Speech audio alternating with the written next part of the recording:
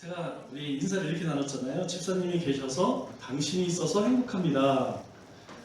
제가 이 인사를 이제 준비를 하면서 이제 여러 가지 생각이 나더라고요.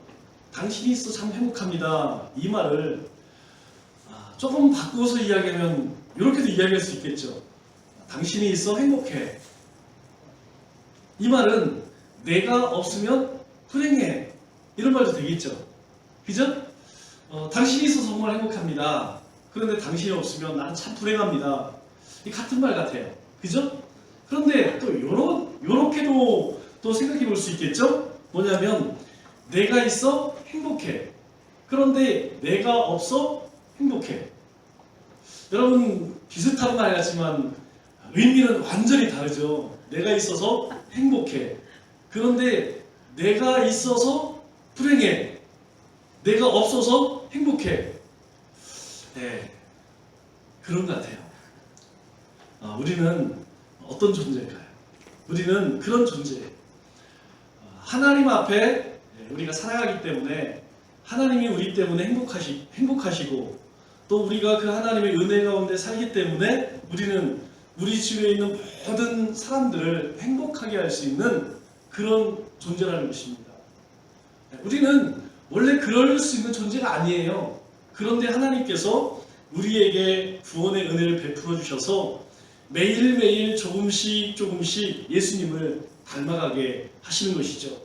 그래서 우리 가운데에 어느 때가 되면 어느 순간이 되면 이제 내 자신이 부인되어지고 나도 모르게 나에게 주신 십자가를 지게 되면 내가 내 삶 속에서 그리스도의 향기를 드러내게 되는 것이죠.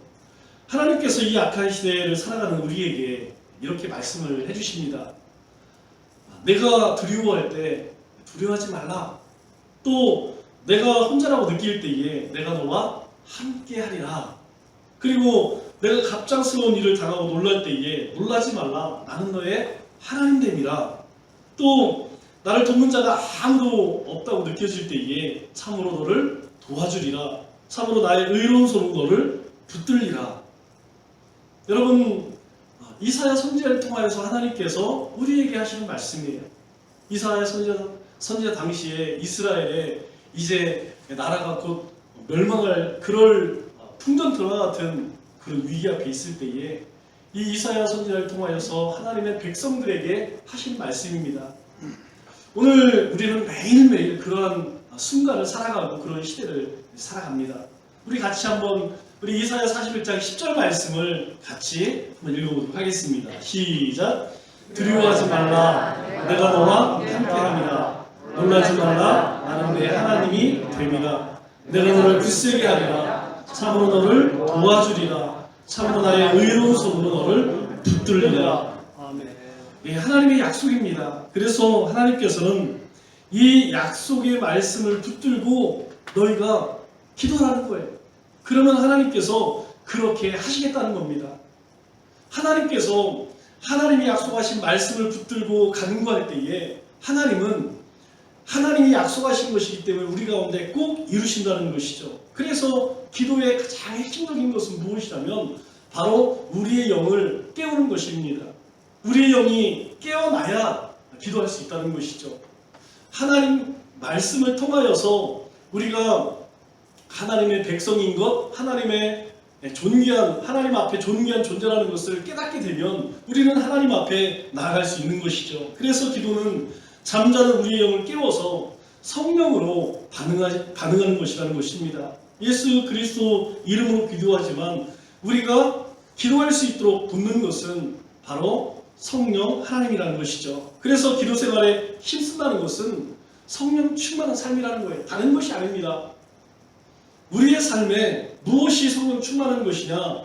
늘 하나님 앞에 우리의 삶의 문제를 내어놓는 것. 그것이 성령 충만한 사람의 삶의 모습이라는 것이죠. 그러면 그것을 조금 바꾸어서 우리가 기도 생활하지 않는다. 그것은 불평, 불만, 충만한 삶이 되겠죠. 여러분 그것은 분명합니다. 우리가 하나님을 의식하지 않고 나 혼자 살아갈 때에는 나오는 것이 불평, 불만밖에 없어요. 원망밖에 없습니다. 그러나 우리가 모든 일, 사소한 일 쉬지 않고 기도하는 삶을 살면 어때요? 주님 앞에 모든 것을 내어놓기 때문에 우리의 입술에서 감사가 나올 수밖에 없는 것이죠. 오늘 우리 여성교회에서 받은 복을 세어 보아라, 받은 복을 세어 보아라. 여러분, 어떤 사람이 받은 복을 세어볼 수 있을까요? 바로 하나님 앞에 감사하는 인생, 감사하는 인생을 살기 위해서는 주님의 영으로 충만해야죠. 주님의 영으로 충만하기 위해서는 우리가 하나님 앞에, 하나님의 보좌 앞에 담대히 나가서 간구할 수 있어야 한다는 것입니다. 평소에 우리의 마음은 스트레스나 상처로 어떻습니까? 딱딱하지 않습니까? 우리가 세상에서 살다 보면 괜히 이유 없이 신경질 나고, 그리고 여러 사람들 살아가는 모습을 보면 왠지 막 짜증이 날 때가 참 많이 있어요. 그 왜 그러냐면 우리의 마음이 강팍해져 있다는 것이죠. 그래서 굳은 마음으로, 이 강팍한 마음으로는 절대 기도가 되지 않습니다. 여러분, 그거만, 기도만 그런 것이 아니에요. 사람의 관계도 마찬가지입니다. 여러분, 내 마음이 불편할 때에 다른 사람과 대화를 한번 나눠보세요. 그럼 나도 모르게 이상하게 그렇게 불편하게, 다른 사람을 불편하게 만들어요. 거꾸로 다른 사람 마음이 참 불편해. 이 사람이 뭔가 문제가 있어. 마음에 어떤 고민이 있고 아픔이 있어. 그럼 그 사람과 이야기를 나눠보면 나에게까지도 그것이 전달되어지는 것을 우리가 느낄 수가 있습니다. 그래서 먼저 우리가 하나님 앞에 나아갈 때는 우리 안에 있는 그런 고통들, 상처들, 아픔들, 이런 것들을 풀어주고 나가야 한다는 것이죠. 그럴 때 비로소 하나님께서 우리 가운데 임재하시는 것을 우리가 느낄 수 있는 거예요. 여러분, 우리가 주일 낮에도 예배를 드릴 때에 찬송을 부르고 시작을 하죠? 여러분, 왜 그렇습니까? 우리가 토요일부터 주일을 준비를 하지만, 그리고 준비를 하지만 주일 아침에 대부분 어떻습니까? 그냥 부지런히 준비해서 교회 오지 않습니까? 그 상태로 하나님 앞에 나아가기가 우리의 마음이 아직 열려지지가 않아요. 그래서 이 찬송을 시작하는 순간부터 사실 예배가 시작되는 겁니다. 제가 굉장히 기뻤던 게 뭐냐면, 예전에는 찬양 인도자가 예배를 위해서 준비 찬양을 하겠습니다, 이런 말을 했어요. 그런데 어느 순간부터 그 말을 하지 않는 거 여러분 깨달으십니까? 어느 날부터 예배를 위해서 우리 준비 찬양하겠습니다, 이런 말을 하지 않더라고요. 찬양으로 예배를 시작하겠습니다, 이렇게 시작하는 모습을 보면서 이제 이 예배가 어떤 것인지, 이 찬양을 인도하시는 집사님이 더 깊은 묵상이 있었구나, 그런 생각이 들어지더라고요. 여러분, 우리의 마음이 굳어진 상태에서 하나님 앞에 나가기가 참 어려워요. 그래서 필요한 것이 무엇이냐면 찬양입니다. 우리가 일상에서 우리가 어떤 일을 할 때에 하나님 함께 하옵소서, 이런 기도도 있지만 우리가 하나님의 전에 또는 내 골방에서 기도할 때가 있죠. 그럴 때에 우리가 기도하려고 하면 갑자기 마음이 딱 막혀요. 목이 막히고, 그리고 잘 생각이 나지 않을 때가 분명히 있습니다. 그래서 그럴 때에는 내가 제일 좋아하는 찬양, 그 찬양을 몇 번 부르면요, 우리의 마음이 확 열립니다. 하나님을 향해서 우리의 마음이 확 열려요. 또는 내가 좋아하는 말씀이 있죠. 시편 23편이나 1편 말씀이나 이런 말씀 기억나는 게 있다면 그 말씀을 몇 번 우리가 읽고 묵상을 하면 우리의 마음이 그 하나님의 음성이 들려지는 듯해요. 그래서 우리의 마음이 열려져서 하나님 앞에 기도하기가 참 쉽죠. 왜 그러냐면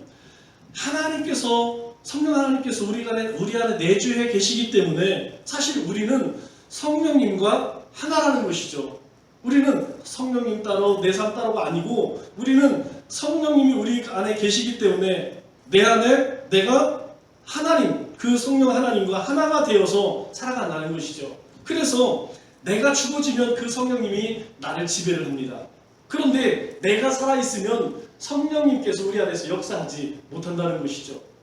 내가 십자가에서 죽어질 때에 다시 시작해서 내 모습을 돌아보며 근심한다고 이야기하죠. 하나님, 오늘도 이런 모습으로 살았네요. 하나님, 이렇게 살았습니다, 라고 내가 내 자신을 저 하나님 앞에 엎드리면 그때부터 성령님께서 나를 붙드시고 그리고 인도해 나가시는 것이죠. 기도만 그런 것이 아닙니다. 삶도 마찬가지예요. 삶 속에서 우리가 막 여기서 확 올라오는 것들이 있죠. 요즘 백신 얘기하고 예약하는 이런 얘기 들으면 막 힘이 날 때가 있어요. 그런데 그것을 성령님 앞에 내어놓고 왜 하나님께서 이런 상황을 주시는가 돌아보면 우리는 하나님의 인도하심과 하나님의 보호하심과 지키심이 아니면 살아갈 수 없는 존재구나. 역시 우리는 하나님의 안에 있어야, 하나님 안에 있어야 안전한 존재구나. 하나님 안에 있어야 소망을 품을 수 있구나. 사람은 다 똑같구나. 믿을 수 있는 존재가 아니구나. 이런 것들을 새삼 우리가 깨닫게 되는 것이죠. 우리가 부르심에 합당한 삶을 살고 성령이 하나 되게 하신 것을 지켜야 하는 이유가 무엇입니까? 사전에 우리에게 이렇게 말씀을 하죠. 몸도 하나요 성령도 한 분이시니 너희가 부르심의 한 소망 안에서 부르심을 받았기 때문이다. 그렇게 이야기해요. 또 5절에서는 뭐라고 이야기합니까? 바로 성자 예수님과 관련해서 교회의 하나됨을 우리에게 설명을 하죠. 우리 모두는 예수 그리스도 안에서 하나라는 거예요. 왜 그렇습니까? 왜 우리가 예수 안에서 하나가 되었을까요? 그것은 우리 모두가 예수님 때문에 하나님의 자녀가 되었기 때문이라는 거예요. 우리 모두는 다 예수님을 믿는 믿음으로 말미암아 구원을 얻은 존재라는 것이죠. 우리가 왜 예수님을 믿어야 할까요? 예수님께서 스스로 말씀하십니다. 나는 길이요 진리요 생명이다. 우리 사도행전 14장 6절에 그렇게 말씀하고 있지 않습니까? 그래서 주님께서 이 땅에 오셔서 행하신 일이 뭡니까? 바로 복음을 가르치시고 전파하시고 모든 연약함을 치유하셨죠. 그것을 위해서 예수님께서 십자가를 지시고 그리고 부활하셔서 성령님으로 우리와 함께하고 있다는 것입니다. 그리고 우리에게 약속하신 것이 무엇입니까? 주님께서 사도행전 1장 11절에 너희가 본대로 내가 다시 올 것이다. 우리에게 하나님의 영을 부어주시면서 나 잘 있어라. 나는 이제 다시 못 볼 거야. 이게 아니고 너희가 본 그대로 내가 너희 가운데 임할 것이다. 그렇게 말씀하시죠. 왜 그렇게 말씀하실까요? 그것은 우리에게 하나님이 주신 특별한 게 있기 때문입니다. 갈라디아서 3장 26절에 뭐라고 이야기합니까? 너희가 다 믿음으로 말미암아 예수 그리스도 안에서 하나님의 아들이 되었으니 예수 그리스도를 믿는 모든 사람들은 다 믿음으로 하나님의 아들이 되었다. 그렇게 이야기해요.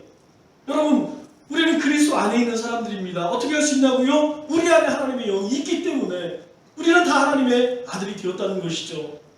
어떻게 그 아들이 되었음을 알 수 있습니까? 바로 마태복음 16장 16절에 무슨 고백입니까? 바로 이 신앙 고백이 있었다는 거예요. 주는 그리스도시요 살아계신 하나님의 아들이시니이다. 우리 안에 이 고백이 있기 때문에 우리가 하나님의 아들이 되었다는 거예요. 이것을 믿는 믿음으로 하나님께서 우리를 의롭게 여겨주셨다는 것이죠. 그래서 우리가 예수님으로 인하여서 얻은 것이 무엇이냐? 우리 로마서 8장 15절에 사도 바울이 우리에게 이야기해요. 우리가 아빠 아버지라고 부르짖느니라. 누구를 향해서? 하나님을 향해서. 하나님을 향해서 우리는 아빠 아버지라고 그렇게 부를 수 있는 신분의 변화가 일어났다는 겁니다. 우리는 이것을 기억해야 돼요. 우리는 더 이상 마귀의 자녀, 죄의 종이 아닙니다. 우리는 하나님의 아들이에요. 하나님의 자녀입니다. 그래서 우리는 하나님을 아빠, 아버지라고 부를 수 있는 그런 거룩한 존재가 되었다는 것이죠. 예수님 때문에 우리는 하나님을 아빠, 아버지라 부를 수 있는 그런 존재가 되었다는 것입니다. 그러면 어떻게 하나님을 아빠, 아버지라 부를 수 있게 되었습니까? 오늘 5절 중반절에 이렇게 이야기합니다. 믿음도 하나요. 다시 말해서 예수 그리스도를 믿는 그 믿음으로 가능케 되었다라고 우리에게 말씀하죠. 주님이 한 분이시란 말은 필연적으로 믿음도 하나라는 것으로 연결이 되어지죠. 왜 그렇습니까? 믿음의 시작이 어디서 되었습니까? 아, 내가 오늘부터 믿음을 가져야지. 그게 아니라니까요. 믿음의 시작은 바로 예수님을 나의 구주로 믿는 것으로 시작되었기 때문이라는 것이죠. 여기서 믿음이라 하는 이 믿음은 무엇을 이야기합니까? 바로 구원을 얻게 하는 믿음, 또 이 믿음으로 의롭게 되는 믿음, 그것을 의미하는 것이죠. 그래서 한 믿음이라는 것은, 이 믿음이라는 것은 우리 인간을 구원하시는 하나님의 방법에 관한 메시지라는 거예요. 더 쉽게 이야기하면 구원을 이루는 도구라는 것입니다. 우리가 어떻게 구원을 얻을 수 있느냐? 하나님이 주시는 것인데, 주문 하나님이 주셨을 때 우리가 그것을 영접할 수 있는 믿음을 하나님이 주셨다는 것이죠. 그래서 너희가 언제나 믿음으로 행하는 거예요. 믿음이 없이는 하나님을 기쁘시게 할 수 없다. 그렇게 우리에게 말씀하고 있는 것이죠. 여러분, 이 믿음이라는 것은 우리가 이루는 것이 아닙니다. 하나님께서 이루어 놓으신 것이죠. 그래서 하나님께서 우리에게 주시는 선물이라고 우리는 이야기합니다. 이 믿음은 우리를 의롭게 여기시는 하나님의 방법이라는 것이죠. 그래서 이 믿음은 유대인이나 이방인이나 구원을 얻게 한다는 것. 사도 바울이 예수님을 만나고 나서 깨달은 것이 그거예요. 이전까지는 유대인들만 하나님의 거룩한 백성인지 알았어요. 그런데 하나님의 뜻은 그게 아니라는 것이죠.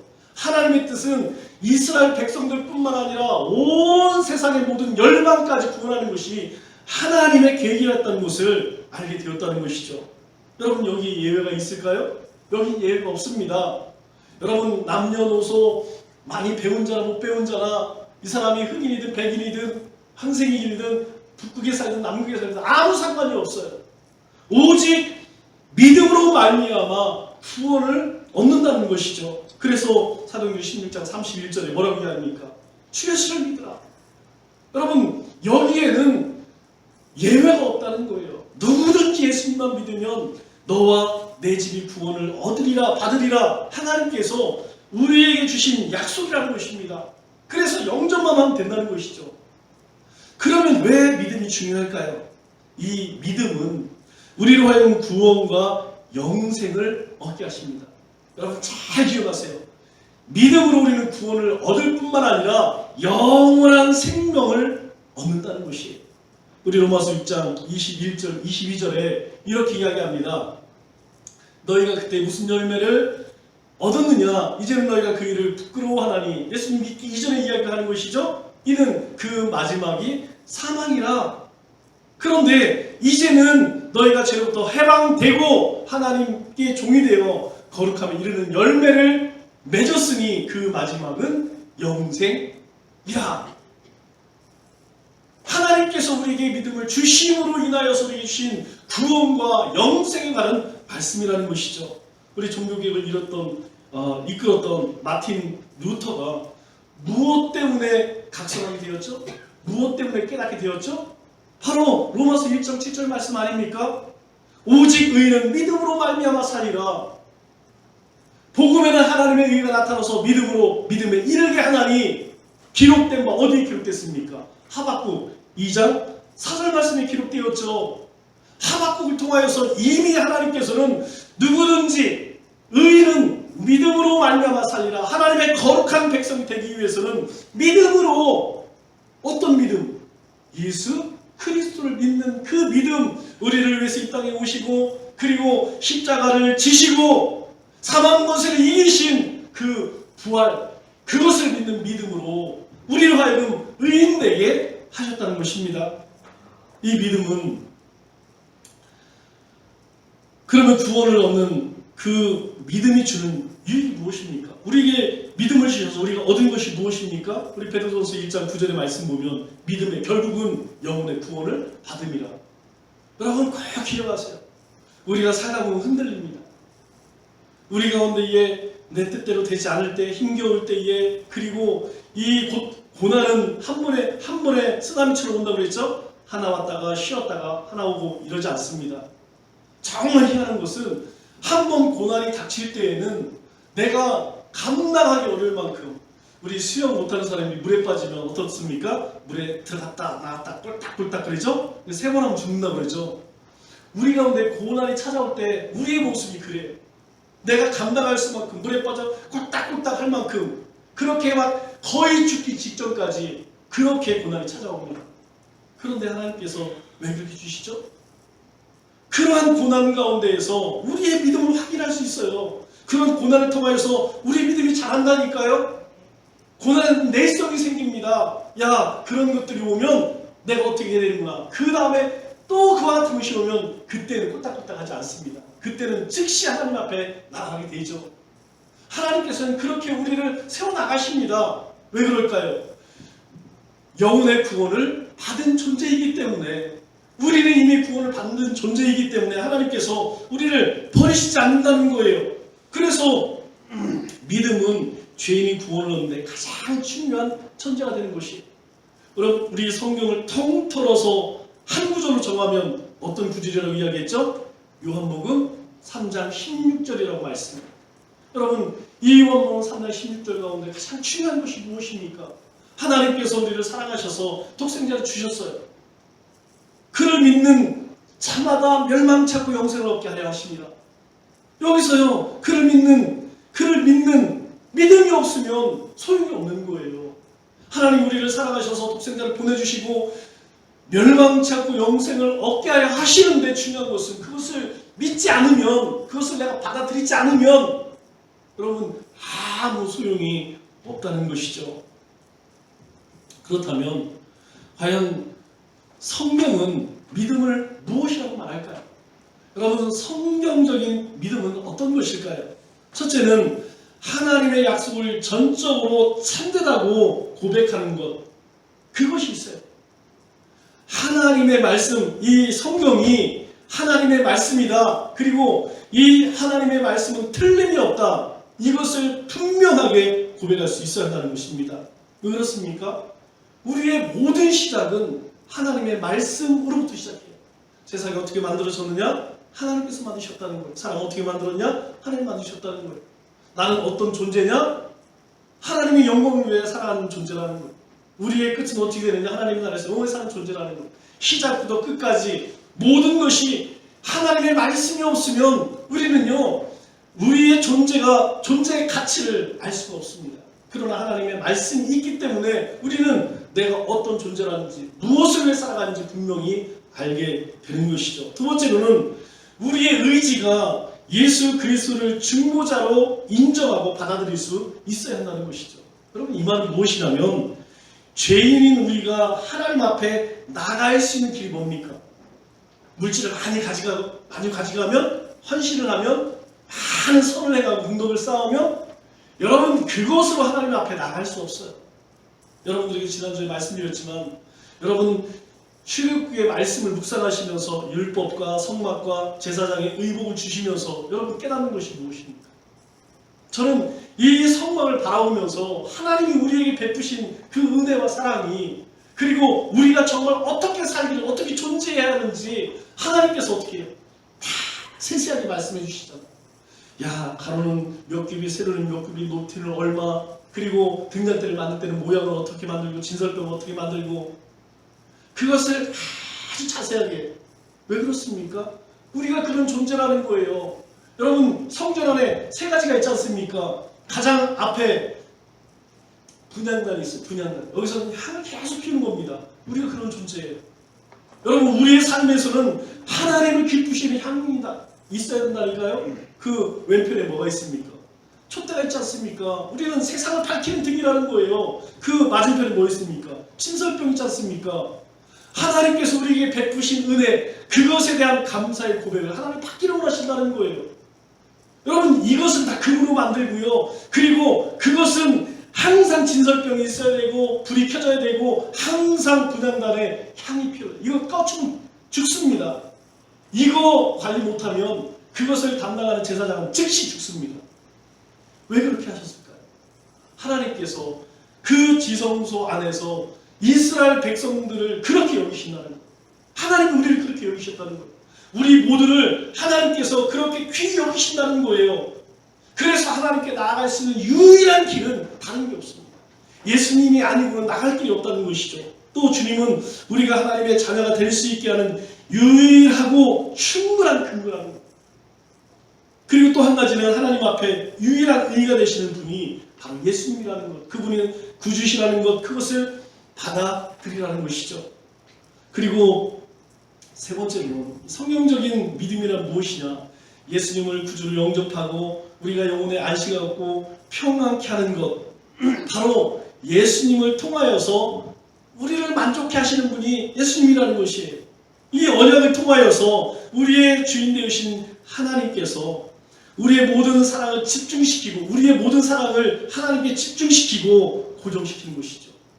여러분, 이것을 조금 더 쉬운 말로 이야기하면 그겁니다.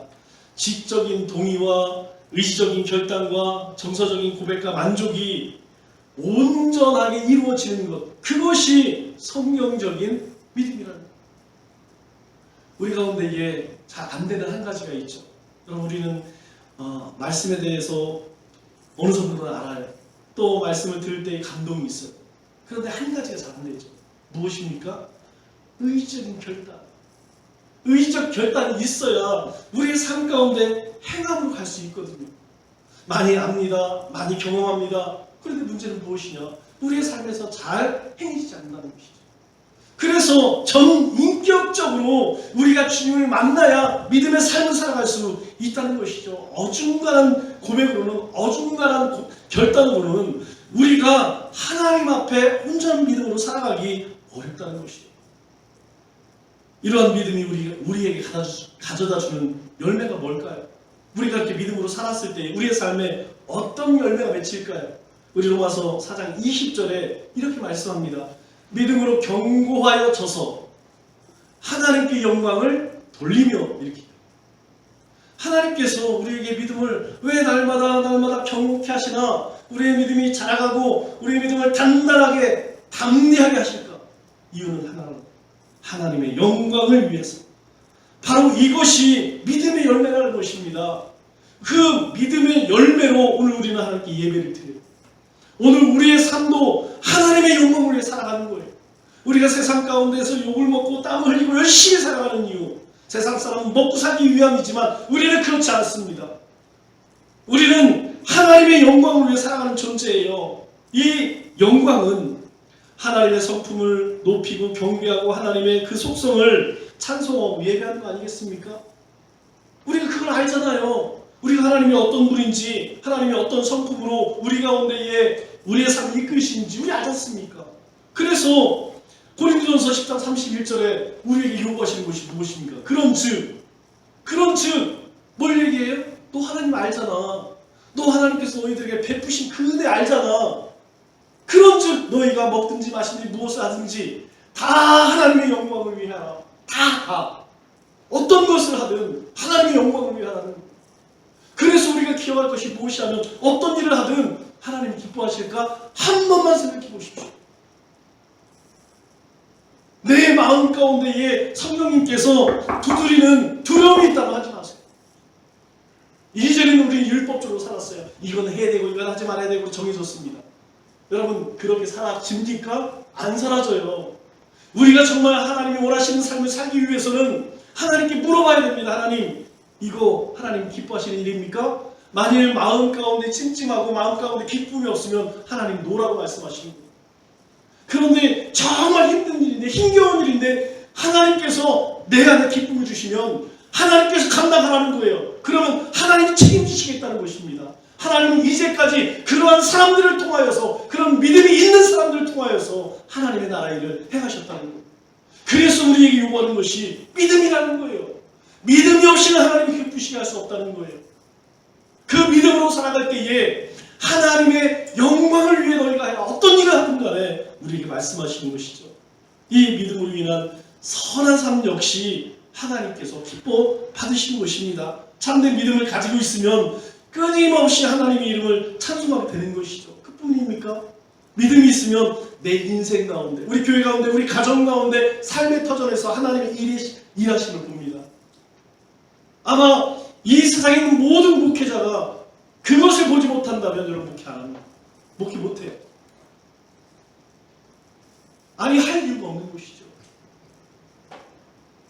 왜 수많은 어려운 가운데에서도 그 일을 감당할 수 있는, 하나님 부르신 그 소명을 사는 걸 감당하느냐? 한 가지입니다. 보여줘요. 내 삶 속에서 하나님이 섬기게 하신 교회에서 하나님이 주신 이 양떼들을 통하여서 하나님의 일하심이 보여져요. 그렇기 때문에 감당하는 것입니다.